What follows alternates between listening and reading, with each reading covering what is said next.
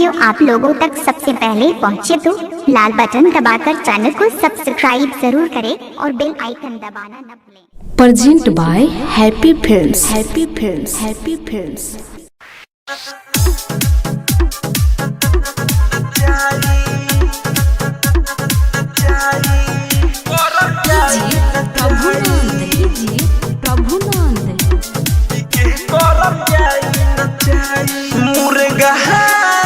मुर्गा कटाई दारू हाई पीके करल जाई न चाही, पीके करल जाई न चाही।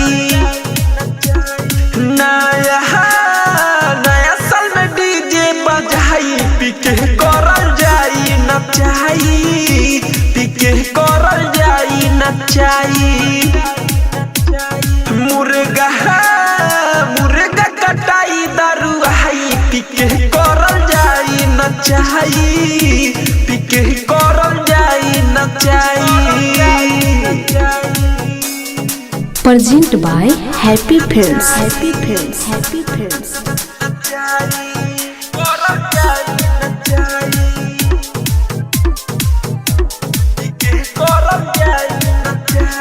हैप्पी न्यू ईयर बोली जमा के बटन खोली रहे के मस्ती में रही सीक्रेट बियर कह तानी के चिखना दोस्ती में।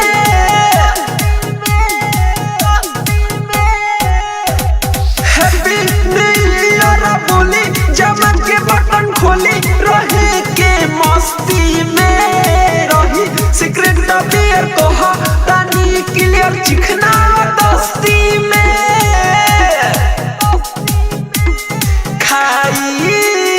खाइल जाई मूड बनाई पीके करल जाई न चाही, पीके करल जाई न चाही।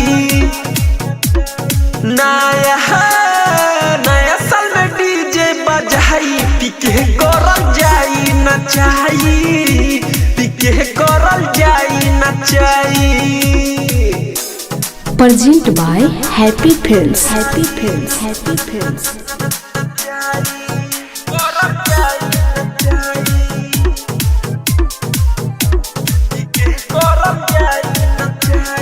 केहू न कुछ कही देवेंद्र साथ रही पार्टी होई सहारी दिन प्रेमी विधि छपेला जिधि ध्यान से सुन ला हमर बात।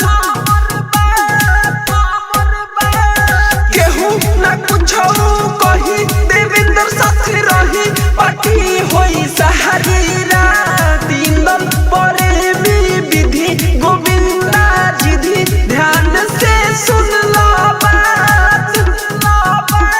डीजे ब्रिज मोहन के बोलाई पीके करल जाई न चाही, पीके करल जाई न चाही।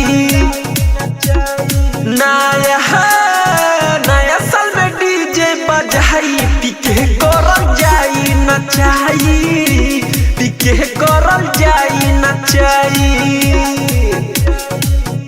मनोकामना रिकॉर्डिंग स्टूडियो पकड़ी दे।